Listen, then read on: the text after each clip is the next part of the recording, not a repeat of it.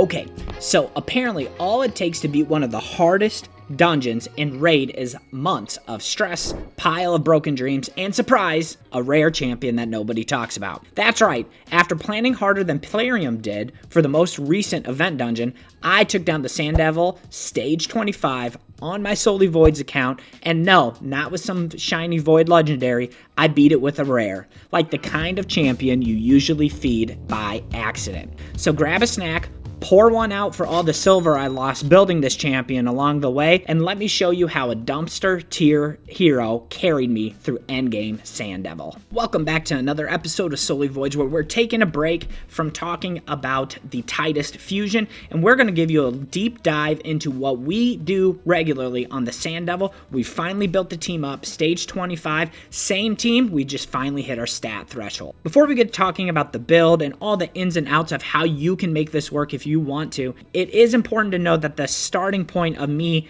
diving down this rabbit hole was not my own thought. It was actually a different content creator, Trax on Sunday, who also has a Voids only account. Most of you probably already know that, but if you don't, go ahead and check his channel out, like to his video that goes over Sand Devil, and subscribe. But I think I've taken it to the point where it's going to be the first time crushing Sand Devil 25. Now, as we dive into this, I'm going to warn you, there's a couple things that are a little bit odd about this. The first is that the runs are really long. So if you're just trying to improve the speed of your run, this probably isn't for you. But if you're somebody who's missing a God Seeker or just end game tier champions that are going to get you through this, this is probably going to help you out. Additionally, though, the build for one champion and only one champion is intensive. It's going to require a lot of good rolls. It's going to require very specific set, specific relics, specific masteries. So your team is right here. Now, I'm sure you're asking yourself, why is there a Void Legendary here when you said it was a rare that is soloing it? Do you want to follow along with your own raid journey? Well, here is the start for you. Click the link in the description to get a free Karato, as well as the epics Anax, Uugo, and Mausoleum Mage. Here's what you need to do. Log out of Plarium Play on PC and uninstall. Click the link in the description and register with a brand new email. Launch raid and complete the tutorial, and then go into your inbox and claim your first champion. Click the link in the description now before it expires. And I just have that because I want to stay true to the Solely Voids aspect of the account, but there's plenty of other champions that are going to be able to fill this role. For example, the longest time, and actually better than Lamasu, would be a Spider. And a Spider has an increased ally speed in dungeons by 25%. Really all I'm looking for is the extra speed out of the aura. The champion contributes nothing, and I mean nothing more than that aura. So what's so special about Daywalker that he actually solos the boss? Well, it's not his A1, it's not his A2, it's his passive. His passive is revives his champion with 30% HP and attacks all enemies after being killed, and it can't be critical. So essentially what's going to happen is you get wiped out by the Sand Devil's A3. It's asleep. You get 3 turns where you get to attack without being attacked back. And then in those turns, you're healing yourself up by 18%, 3% from the Immortal, and 15% from the regen. Then you're going to take some hits and just try to stay alive until this is reset on its 5-turn cooldown, and then you just start that back up over and over and over again. Okay, let's go over the gear and what it looks like. Like I said, I think these 3 sets, exactly as is, are absolutely required. 1 regen, 1 immortal, and 2-piece pinpoint. And in every single piece, you're looking for the same thing, HP and speed. So you can see we got 2 great rolls here, couldn't have rolled better, an extension of HP, and that is basically the same theme throughout all the pieces. On the chest piece, we do have defensive percent. I'm kind of scared to re-roll it because defense is not unhelpful. It's still fairly helpful. HP is just better,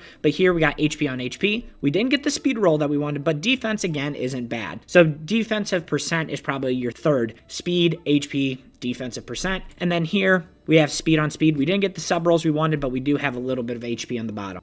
Like I said here, we got terrible rolls, but we have our this is basically 2-piece 10% speed, so that's going to help you out. And then here, even though it's not the right stat, I got a ton of speed and a good amount of HP. Let's start with the hard to obtain aspects of this build. Like I said, it's very stat intensive, so I have some freebie stats that I'm getting from a variety of different areas. The first is just the regular Great Hall.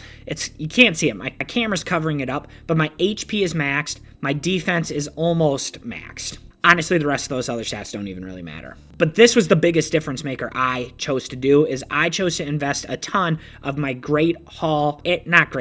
Live Arena crest into Sand Devil. I have 18 extra speed and I have 14% extra HP. And you're going to find a theme that those are really the only two stats that matter, with an additional little bit of defense I don't think hurts. Now, my next move is I'm going to try to speed the run up by implementing some more ignore defense just to see if it can speed the run up, because like I said, it's slow. Some other things that I think are going to be harder to obtain for you is the golden elixir. I do think it is necessary. Another option is to choose a relic that is going to give you tons of HP, but this I think is a pretty big deal. I wouldn't go without it. Now, I do have two, what do they call these, gemstones, and they're both fairly good, particularly the top one, when the wearer's turn meter fills the wearer's turn meter by 10% when their HP drops below 50%. Now, I don't think that this is necessary, because I think that it's basically I think the speed is essentially done to the point where Sand Devil goes, he goes, Sand Devil goes, he goes, back and forth, over and over and over again. But it's not going to hurt, so I have it. The last thing that I think is going to be hard for you to obtain, but realistically it's easier than other champions because you can buy this through the market slowly but surely, and it's pretty cheap,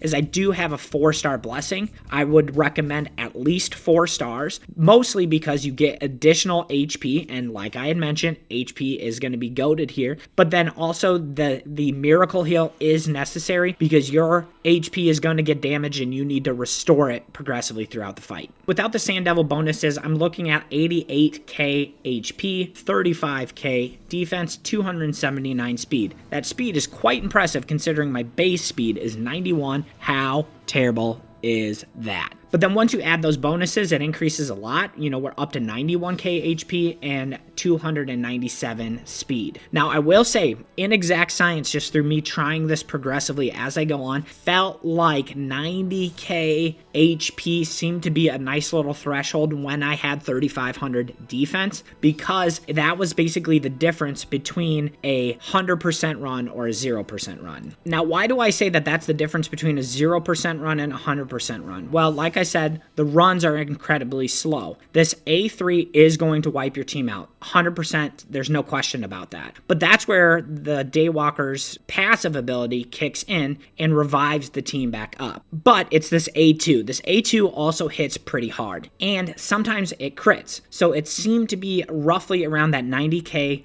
mark that is when I was able to take the hit critically from the A2 to be able to take it and let the relic heal me up by 10% and stay alive. Because the A1 is not going to hit hard enough to actually kill you and outpace the other ones, but it's also important that you're able to take a critical hit because the run is so long, the Sand Devil goes and Daywalker goes so many times that just statistically it's almost a guarantee throughout the course of the entire fight that you will take a critical hit. So if you can't take a critical hit on the A2, it's not even worth trying. So there are a few masteries that are absolutely necessary, and there are some that are pretty nice to have. Here's the absolute necessary ones here. War Master. Goes without saying, you need this because the run already takes long enough, and War Master is basically the only way you're dealing damage. Spirit Haste. The other champions are going to die and not revive. So there's 4 other champions, and you get 8 speed for each of them. Technically, that's 32 speed, but as you can see, it caps at 24, and that 24 extra speed is super necessary because the Sand Devil puts decreased speed on you. Steadfast. Steadfast is just free HP. There's no point in going into any other thing. Okay, some things that are really nice to have, and just you might as well just do it on your way. Methodical, it increases the default skill. All you're doing is attacking with the default skill, so having that increase its damage progressively is just going to help you out. Lore of Steel is great because it's going to increase your HP from your Immortal set. It's also going to increase your speed from what should be a pinpoint set in your accessories to get 10% extra speed. Lay on Hands, Healing Savior, and Rapid Response. I'm not really sure how effective they actually are, but I think there is a chance that you're getting heals from your set and you are technically reviving on death. So I think these things all have a chance of increasing your turn meter or increasing your health, so you might as well just go for it. So one last thing before you actually go to set your team, assuming that you have the stats, you have everything else that you need, the gear, the relic, the blessing, all that different nonsense, there is one extra thing that's going to help you speed the run up. And that is that you go in here and you actually do a preset, which means that you're resetting these three you don't have to do anything with, but in Daywalker, I would go and I would turn this A2 ability off. It does no damage. It brings nothing to the fight, but the Daywalker will do that unless you go and explicitly turn it off. That means you can still farm food, but just 3 at a time. You cannot go into here and edit and add in food, otherwise it will just basically ruin the run for you. Okay, so I have it on here, so you know all of this doesn't matter. What is going to happen is that the Sand Devil is going to come, he's going to wipe us out. What happens? Daywalker revives on death, attacks 1, 2, 3 times, and then this hit, that is the hit that you have to be able to take critically. You can see that it knocked us below 50%, but the relic that we have increases it. So we just take a hit, we heal, he does the whole thing, we revive, and then we just keep hitting, and then this A2, we have to be able to take a critical hit. But you can see the little heal there, that's from the relic and us taking our turn. So as you can see, you know, I slowed it down there for us for a second. As you can see, this is going to take a while. It's just death by 1,000 cuts over and over and over again. But for the most part, it is very effective. Once you hit your stat limit, it is just in there. So you can see we have a decreased speed there, and that is counteracted by the spirit haste that we get. Additionally, you can see the HP gets destroyed, but we're reviving it, we're healing it, we're bringing it back from our heals from our set. So we're already a minute in, and we got this, and I will be back in a moment when we actually get to the end. So I'm either the luckiest man in the world, or we kind of high-rolled some stuff. I do think that having the ignore defense, because this is my first run with the second set of ignore defense in there, was extremely helpful. But you can see we got some Chaos Sword. It's the best way to farm it. This is as accessible of a team as you're probably going to get. So that's the build. We finally did it, stage 25. Really grateful to Trax for coming up with the original idea that allowed me to elaborate on it to the point that it got to where we are today. Otherwise, that's the whole video, folks. I'm going to keep grinding to get that Titus fusion. Don't forget to like and subscribe on your way out, and I'll see you on the other side.